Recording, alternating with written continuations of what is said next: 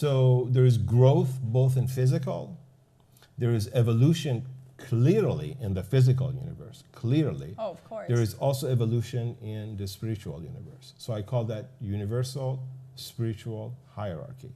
So the level of spiritual growth is infinite.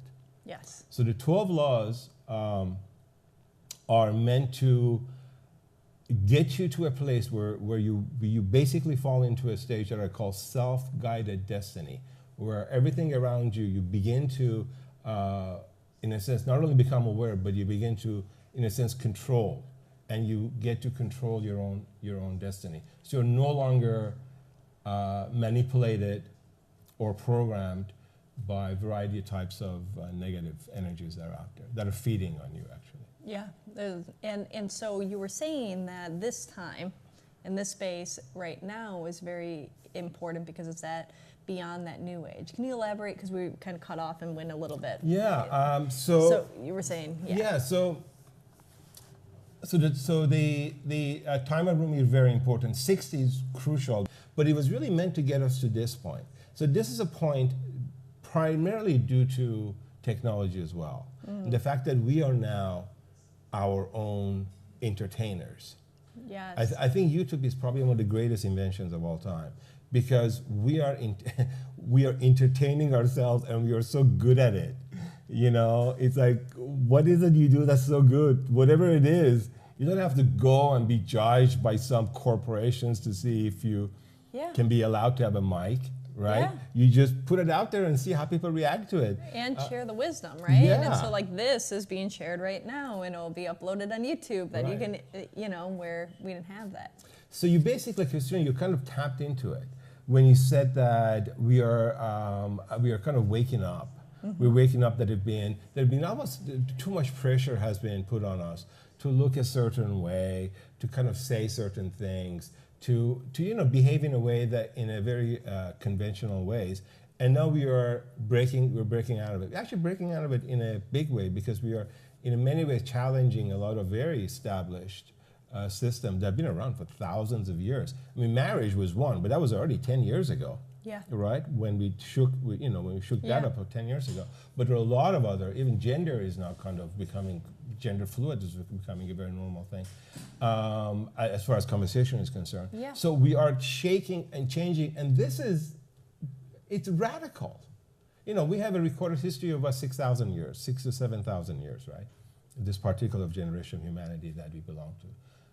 None of this was really, in many ways, going on. Yes, the Romans they were big partiers, or Egyptians, but this level of openness that we have is an indication that one of the indicators of the special time that we are in. So the key reason for that is there is an energy wave that's supporting it. This would not happen.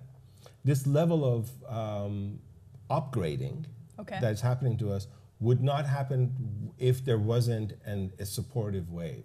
So the universe, in a sense, is pushing us to say, you know what, you guys done well. You're in a planet that's level 1, right? You were like at the bottom of the pit, crawling through 6 feet of mud. Yet quicksand.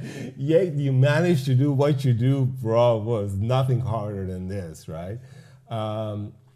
Wouldn't the planetary systems want to keep a tar planet, so to say, like, the mud and the quicksand? Because, if people evolve and then you evolve and you upgrade and go to another planet, I mean, we're getting out there. But, again, this is a question that I have for you that I go back and forth. I mean, I sit up at night thinking about these things. But so if we are supposed to evolve and that there's this planetary shift or whatnot, I always go back to for what purpose, right? Because if everything is good and bad is all good for the development of the soul, then why is there a need for it to change, right?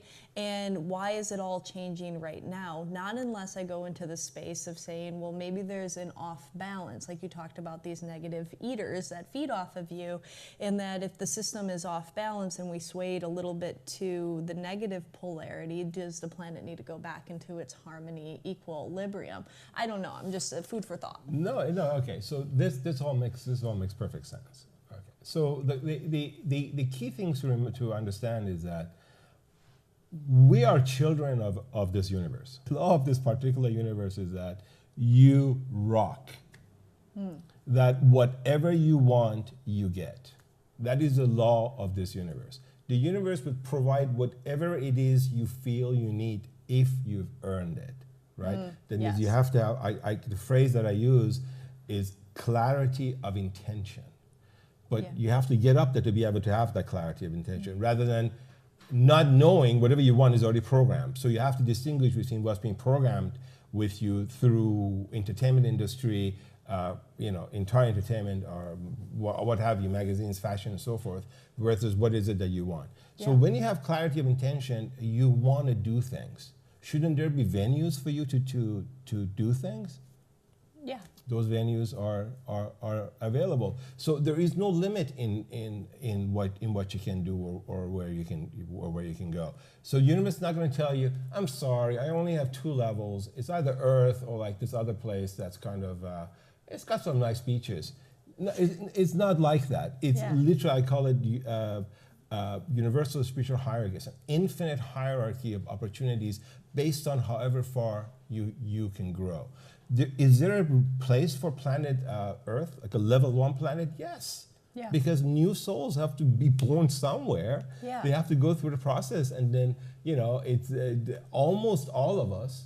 We start at a point where we may have been deeply religious at some point because we didn't. That was, as a child spirit, that's all you needed.